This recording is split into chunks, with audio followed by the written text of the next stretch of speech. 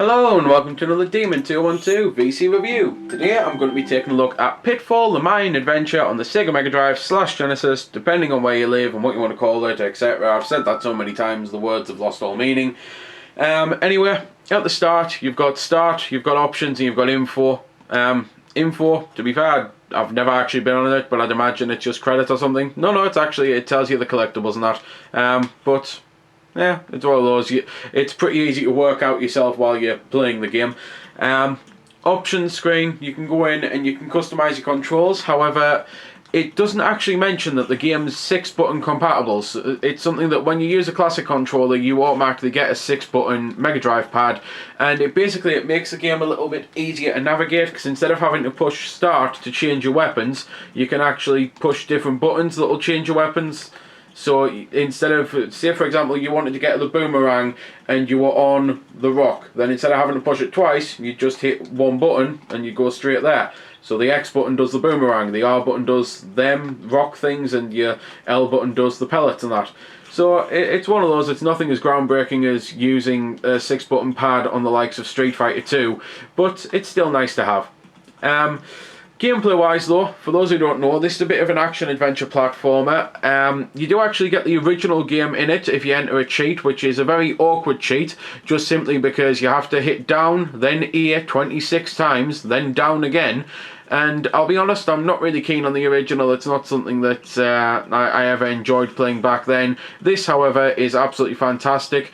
Graphically, it looks amazing. Musically, it sounds great, so I will shut up and let you have a little bit of a listen. Even if it's just to be able to get past the starting section here, which you really do need to be able to concentrate, and I'm failing miserably on. So I think I'll actually be shutting up now.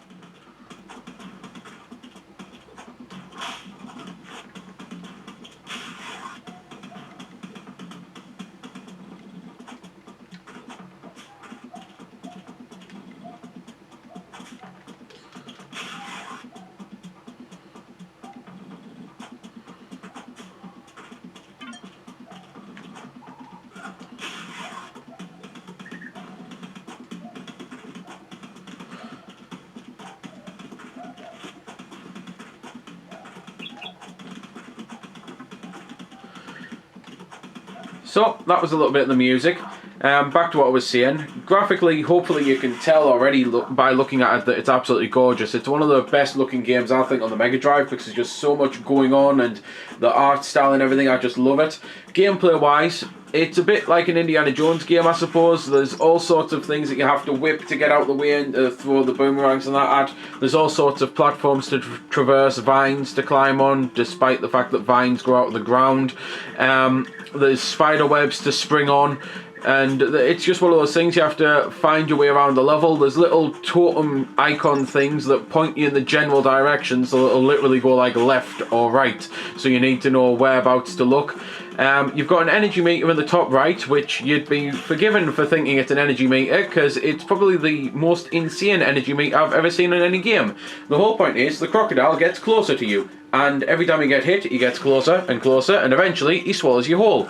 Now, you do get a bit of a flashing warning when you're about to die, but other than that, it means you never really know just how close to death you are.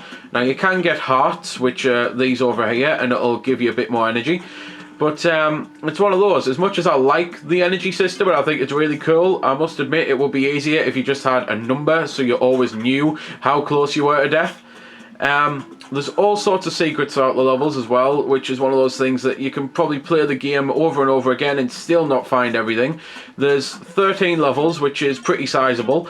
And there's some cool boss fights, especially that I actually really like the boss fight on the first level, the cheater.